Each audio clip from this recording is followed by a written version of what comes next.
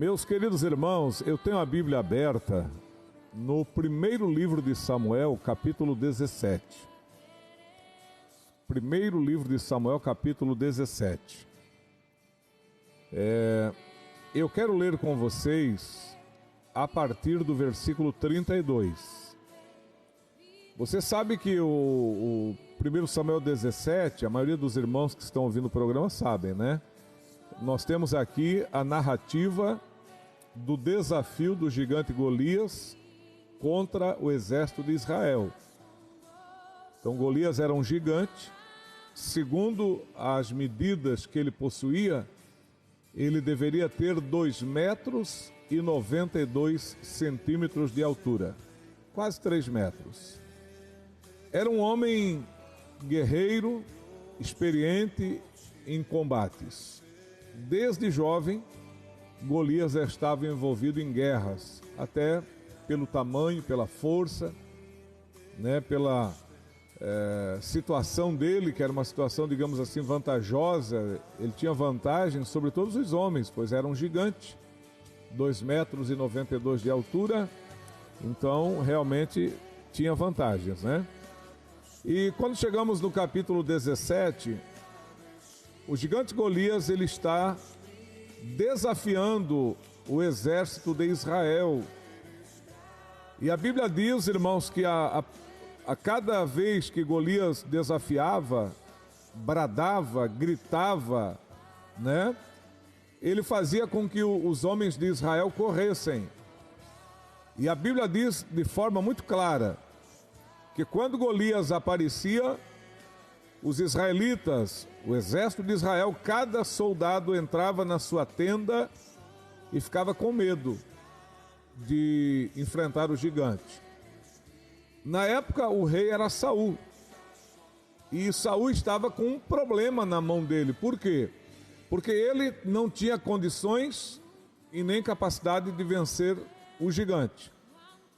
Ele era o rei da nação de Israel, tinha por obrigação resolver o problema, né? É aquilo que Tiago escreveu lá no capítulo 3, dizendo: não queiram ser mestres, porque sofrerão mais duro juízo. Então a quem muito é dado, muito é pedido. Saul era o rei e a responsabilidade de achar uma solução para o problema era dele. Lá nas tendas, no acampamento do exército de Israel, todas as tendas ocupadas pelos soldados israelitas, com medo do gigante. E Saul, com o problema na mão, querendo resolver e não sabia como, não tinha opções para vencer essa batalha. Foi aí que ele teve uma ideia. Eu não vou ler aqui na íntegra, até por causa que é uma leitura um pouco extensa, mas ele teve uma ideia brilhante. Ele falou assim: olha, escreva aí e divulga. O homem que lutar contra o gigante Golias e vencê-lo, eu darei 3 prêmios a ele. Os irmãos sabem que prêmio é uma coisa que motiva as pessoas, né? Quando fala de recompensa, de prêmio, isso é uma coisa que motiva muito. Todo mundo quer ganhar um dinheirinho, ter uma oportunidade de prosperar, de crescer na vida. Então o rei Saul, muito inteligente, de uma forma muito sagaz, ele falou assim: quem vencer o gigante Golias, eu farei desse homem um homem rico. Você sabia que uma das coisas que as pessoas mais buscam é a riqueza? Você vai numa casa lotérica, e você pode observar, a fila dos jogos é sempre movimentada e bastante extensa. Não é verdade, meus irmãos?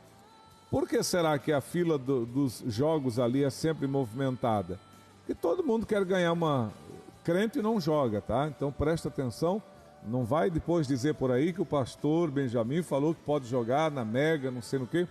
Crente não joga, tá? Presta atenção. Eu estou dando um exemplo que as casas lotéricas, elas lotam e a fila dos jogos é uma fila muito movimentada. Por quê? Porque as pessoas estão ali querendo tentar a sorte, ganhar uma grana e tal, então as pessoas acabam fazendo jogos. E o rei Saul ele apelou para isso, né? Ele disse: olha, quem vencer o gigante Golias, eu vou fazer dele um homem rico. Olha só que proposta. Além de fazer dele um homem rico, são 3 prêmios que o rei prometeu: fazer do vencedor um homem rico, isentar a família deste vencedor de impostos. A partir do momento que alguém de Israel vencesse Golias, esse alguém se tornava rico, não pagava mais impostos e a família dele também estava isenta dos impostos. E o terceiro prêmio é que o rei daria a sua filha em casamento. Veja que proposta boa. Quem lutar e vencer o Golias fica rico, é isento de pagar impostos e fica genro do rei. Mas sabia que mesmo com a premiação boa dessa, ninguém tinha coragem? Todo mundo continuava escondido, oculto, dentro das tendas, e por melhor que fosse a premiação, ninguém tinha coragem. Foi nesse período de tempo que apareceu ali o Davi, meus irmãos. O Davi, ele estava lá na sua casa, no campo, apacentando o rebanho de ovelhas. O pai Jessé o chamou, deu lá uma quantidade de queijos, vinho, uva passas, e pediu a Davi que trouxesse aos capitães, aos seus irmãos, aos soldados que estavam no campo de batalha. E Davi veio transportando uma carga de vinho, queijos e uva passas. Quando Davi chegou ali no campo de batalha, meus irmãos, sabe o que Davi presenciou? Um homem de aproximadamente 3 metros de altura, um homem arrogante, um homem orgulhoso, soberbo, bradando em alta voz e dizendo: em Israel não há homem. Se houver homens em Israel, que se dê um para que lute comigo. E se ele me vencer, os filisteus servirão Israel. Mas se eu o vencer, Israel servirá os filisteus. Mas ninguém tinha coragem. Foi quando Davi, ouvindo aquilo, Davi sentiu-se indignado de ver alguém afrontando Deus e afrontando o exército de Deus também. Foi quando Davi disse: eu irei e lutarei. Davi nem sabia que tinha prêmios. Davi quis, digamos assim, lavar a honra do povo de Deus, lavar a honra de Deus. Essa foi a intenção de Davi. Nem sabia que havia prêmio. Depois ficou sabendo que havia uma premiação. Mas Davi se dispôs a lutar. Só que quando Davi se dispôs a lutar, irmãos, ali começou a grande luta de Davi. Por quê? Porque as pessoas não aceitavam que Davi lutasse. Os primeiros que rejeitaram Davi foram os da sua casa, os seus irmãos. Você nota que é assim também conosco? Houve uma ocasião lá na cidade de Nazaré, cidadezinha que Jesus Cristo viveu a maior parte do tempo da sua vida ali. E a Bíblia diz em Marcos, Evangelho de Marcos, capítulo 6, que ali Jesus não pôde fazer muitos milagres, poucos, por causa da incredulidade do povo. E Jesus disse que se tem um lugar que o profeta não tem honra, é na sua casa. E deveria ser ao contrário, né, meus irmãos? Acho que os da casa é que deveriam ser mais honrados. Os da casa que se dedicam, que lutam, que se esforçam, os da casa que batalham, estes é que deveriam ser honrados. Mas Jesus falou, e quando Jesus fala, está falado. Profeta na sua casa não tem honra. Portanto, os primeiros que rejeitaram Davi foram os seus próprios irmãos, a sua casa. Enxotaram Davi, mandaram que Davi fosse embora. Mas Davi insistiu. Davi não se deixou abater pelos comentários negativos que os seus irmãos fizeram a respeito dele. O chamaram de soberbo, presunçoso, o chamaram de curioso, disseram que ele estava ali porque queria ver sangue derramado. E não era nada disso, irmãos. Davi estava ali a trabalho, e quando ele viu Golias desafiar, ele sentiu as dores pelo povo de Deus, pelo nome do Senhor, e ele quis lutar para mostrar para Golias que não há ninguém tão maravilhoso, tão poderoso quanto Deus de Israel. Então seus irmãos o rejeitaram, mas ele não se deu por vencido, ele insistiu até que alguém o levou à presença do rei Saul. Porém, quando o rei Saul viu Davi, sabe o que aconteceu, irmãos? O próprio rei Saul passou a desestimular Davi. Que coisa incrível, né, meus irmãos? Quando o rei Saul viu Davi jovem, pequeno, inexperiente, e aí Saul sabia que Golias era terrível, era guerreiro desde a mocidade, então Saul disse: você não pode enfrentá-lo, você não tem condições de vencê-lo. Como é que pode, né? Irmãos, quem sabe a nossa capacidade é Deus. Quantas pessoas que nos julgam pela aparência. A aparência hoje é um fator, digamos assim, predominante para as pessoas nos julgarem. Se você não tiver uma boa aparência, tá? Se você não demonstrar que é alguém, a tua palavra não vale nada. As tuas atitudes, muitas das vezes, que você tenta ter iniciativa, não vale nada. Por quê? Porque as pessoas se deixam levar pela aparência. A aparência hoje é a beleza física, a aparência hoje são as boas vestes, os bons calçados, um bom carro, né, uma boa conta bancária. Então as pessoas, elas olham muito para a aparência. E quando olharam para a aparência de Davi, acharam que Davi era incapaz. Acharam que Davi não tinha possibilidade alguma de vencer Golias. Foi exatamente quando Davi passou a enfrentar esse tipo de críticas que Davi resolveu abrir a boca. Meu irmão e minha irmã que está ouvindo a programação nesta tarde, foi quando as críticas vieram, quando os julgamentos vieram, quando o preconceito veio, que Davi resolveu abrir a sua boca e dizer quem ele era. Louvado seja Deus. Por isso, quando chegamos aqui em 1 Samuel capítulo 17, versículo 32, está escrito: e Davi disse a Saul: não desfaleça o coração de ninguém por causa dele. Teu servo irá e pelejará contra este filisteu. Porém Saul disse a Davi: contra este filisteu não poderás ir para pelejar com ele, pois tu ainda és moço, e ele homem de guerra desde a sua mocidade. Então disse Davi a Saul: teu servo apacentava suas ovelhas, teu servo apacentava as ovelhas de seu pai, e vinha um leão ou um urso e tomava uma ovelha do rebanho. E eu saía após ele e o feria, e a livrava da sua boca.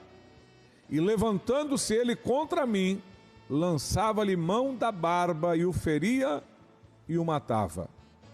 Assim feria o teu servo o leão como o urso. Assim será este incircunciso filisteu como um deles, porquanto afrontou os exércitos do Deus vivo. Que maravilha, meu Deus! Que palavra que esse homem proferiu perante o rei Saul. O rei Saul incrédulo, o rei Saul, é claro que Saul, meus irmãos, não é que Saul estava sendo usado pelo diabo, é que Saul não conhecia Davi. Saul estava medindo Davi pela aparência, achando que Davi era frágil, que Davi não tinha capacidade, que Davi não tinha vocação, que Davi não tinha chance alguma contra Golias. O que Saul estava fazendo, irmão, era querendo preservar a vida do Davi. Presta atenção nisso. Davi estava sendo preservado pelo Saul. Nós não temos aqui, por exemplo, o Saul, digamos assim, sendo usado pelo diabo para impedir Davi de vencer. Não. O problema do Saul é que ele olhou para a aparência de Davi e disse: sem chance, esse menino não ganha nunca desse gigante. Se nós deixarmos ele ir, é até um pecado, porque ele é novo, é inexperiente. Então, na verdade, o que Saul queria fazer era poupar a vida de Davi. Sabe, muitas pessoas, entenda isso nessa tarde, pelo amor de Deus. Talvez o teu pastor, o teu presbítero, o teu responsável, o teu dirigente de grupo, não é o diabo que está usando ele. Talvez ele esteja tentando preservar a tua vida. Preservar a tua vida do desânimo, do fracasso. Então, muitas das vezes, irmãos, nós não colocamos algo na mão de alguém, não é porque a gente não gosta. Ah, pastor, não me dão oportunidade ou não me ajudam porque não gostam. Não, meus irmãos. A maioria das vezes, os pastores, os líderes, né, eles julgam as pessoas pela aparência, pelo contato superficial que a gente tem. Porque nós estamos aqui na igreja, nós temos um contato com os irmãos, é um contato superficial. Quem conhece a intimidade dos irmãos é Deus. Então, pelo fato de a gente conhecer de forma superficial, às vezes a gente quer poupar as pessoas, né? Foi o que aconteceu com Saul. Saul disse, não, eu não vou mandar esse menino enfrentar o gigante, que o gigante vai triturar, vai passar com a patrola por cima dele, vou preservar a vida desse moço. E Saul disse, não dá para ir. Foi aí que Davi disse, olha, eu quero contar para o senhor que eu tenho testemunho. Davi tinha testemunha, ele disse, olha, uma vez eu estava lá apacentando o rebanho do meu pai, e vinha leão, vinha urso, e pegava uma ovelha, só que eu ia atrás. Que coisa linda, meus irmãos, que poder extraordinário, que confiança maravilhosa que Davi tinha em Deus. A cada ataque do leão e a cada ataque do urso, que abocanhava uma das ovelhas de Davi, Davi ia atrás. E tomava a ovelha do urso e tomava a ovelha do leão. E não apenas tomava, mas pegava urso e leão pela barba e matava. Foi nesse momento que Davi dá o seu testemunho que Saul entende que uma pessoa que mata um leão e uma pessoa que mata um urso, ele tem toda a condição sim de vencer o gigante. Louvado seja Deus. Que coisa linda. Foi nesse momento que Saul entendeu que diante dele não estava um menino indefeso, um menino frágil, um menino tão inexperiente quanto ele julgava que Davi fosse.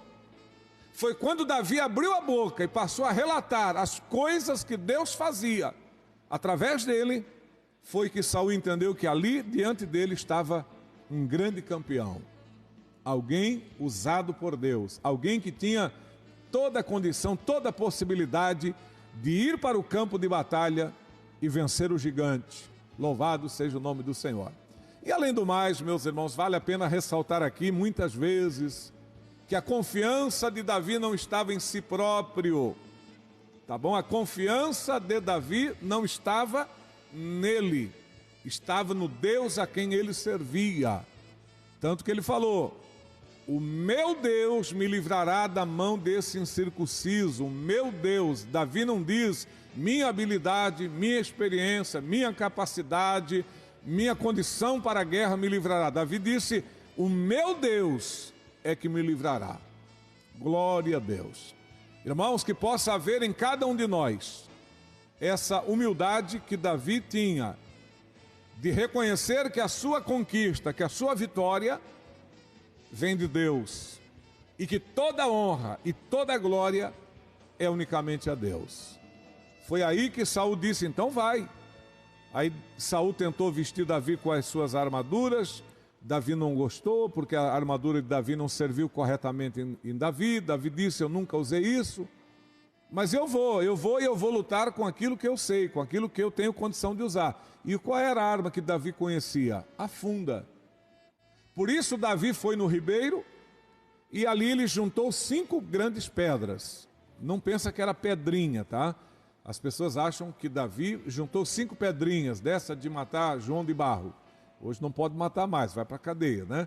Mas Davi juntou 5 pedras, eram pedras, sei lá, 100 gramas, 200 gramas, pedras grandes. Davi juntou 5 pedras. Por que será que foram 5 pedras? Por que não foi 1, 2, 3? Bom, acredito que não foi uma, porque Davi sabia que tinha possibilidade dele errar a primeira. Você sabia que nem sempre nós acertamos na primeira vez? Ah, pastor, errei uma vez, não quero mais. Opa, não faça isso. Quantas pessoas que vão fazer uma habilitação, aí quando chega na hora de fazer o teste lá, com o perito do Detran, a pessoa deixa o carro morrer, a pessoa esquece de dar uma seta. Quantas pessoas que passam no teste, depois vão dirigir, arrastam o retrovisor no muro, arranham o carro, já desiste. Errou uma vez, tenta de novo. Então, quando Davi pegou as 5 pedras, ele deve ter pensado, se eu errar uma, eu tenho outra. E ele levou 5 pedras, que eram 5 tentativas, se fosse necessário. Só que estas 5 pedras, elas também têm uma conotação espiritual, meus irmãos. As 5 pedras representam os 5 nomes de Jesus Cristo. Quais os nomes, pastor? Maravilhoso, Conselheiro, Deus Forte, Pai da Eternidade, Príncipe da Paz. Então, quando Davi pegou as 5 pedras, é claro que ele pensou em 5 tentativas. Se eu erro a primeira, tento. Era uma pessoa que não desanimava, que não desistia, né? Mas as 5 pedras representam os 5 nomes de Jesus. Repito, maravilhoso, Conselheiro, Deus Forte, Pai da Eternidade, Príncipe da Paz. E estas 5 pedras representam também a ação militante da igreja. Pastor, como assim? Jesus disse, em meu nome expulsarão os demônios. Quantas pedras para você ver? Vamos lá? Primeira, expulsar demônios. Segunda, falarão novas línguas. Terceira, pegarão nas serpentes. Quarta, se beber alguma coisa mortífera, não causará dano algum. Quinta, porão a mão sobre os enfermos e os curarão. Então, as 5 pedras representam os 5 nomes de Jesus, maravilhoso, Conselheiro, Deus Forte, Pai da Eternidade, Príncipe da Paz. E as 5 pedras representam a ação da igreja na terra. Em meu nome expulsarão demônios, falarão novas línguas, pegarão nas serpentes. Se beber alguma coisa mortífera, não lhes causará dano algum. E porão a mão sobre os enfermos e os curarão. Davi estava indo para o combate na unção de Deus. Davi estava indo para o combate debaixo da proteção e do poder desse Deus, meus irmãos. Se Golias soubesse o que esperava por ele, ele tinha desistido dessa luta. Se Golias imaginasse o tamanho do Deus de Davi, ele teria desistido desse combate. Se Golias entendesse as coisas espirituais, louvado seja o nome do Senhor, ele teria voltado para casa, porque era melhor ter a fama de covarde e estar vivo do que morrer, né? Então, Golias não sabia o tamanho do Deus de Davi. Mas, irmãos, Golias era um ímpio, Golias era um filisteu. Agora, pergunta a você que é crente, você conhece o tamanho do teu Deus? Porque Golias não conhecer o tamanho e o poder de Deus é uma coisa. Agora, um crente em Jesus não conhecer o tamanho do nosso Deus é outra coisa. Você que está enfermo, pastor, minha vida está acabada. Opa, tu tem um Deus grande. Pastor, mas é câncer. Ele cura câncer. Pastor, mas é HIV, pastor, mas ele cura o HIV. Pastor, mas são as veias do coração, eu tive infarto, meu coração está com 15, 20, 30%, mas ele tem poder de te conceder um coração saudável. O Senhor tem poder, meus queridos irmãos. Muitas das vezes você é um crente, mas você não conhece o tamanho do teu Deus. O tamanho de Deus é grande, meus irmãos. O nosso Deus é maravilhoso, meus amados. Então que você nessa tarde, você possa ter esta confiança em Deus. Deus é maravilhoso. Davi foi para o combate. Davi disparou apenas uma pedra, meus irmãos. E ela foi tão certeira que ela entrou exatamente no único lugar que Golias era vulnerável, que era na região da testa. Havia uma abertura ali no capacete que Golias usava, e a pedra, ela teve a direção tão certa, foi as mãos de Deus, né? A pedra cravou na testa, Golias caiu ao chão, Davi corre, toma a espada do Golias e arranca a cabeça do gigante. Espeta na ponta da espada, levanta a espada, e os soldados de Israel, quando veem a espada de Golias levantada nas mãos de Davi, com a cabeça na ponta da espada, eles entendem que a vitória era de Israel, e que Golias já não apresentava nenhum perigo mais. E aí, meus irmãos, os israelitas foram saindo das suas tendas, foram se levantando e correndo atrás, foram para o campo de batalha, e ali, meus irmãos, naquele dia, Israel teve uma grande vitória contra os inimigos seus. Que coisa linda, meus irmãos. É esta vitória que Deus tem para você nesta tarde. Você que está desanimado, abatido, angustiado,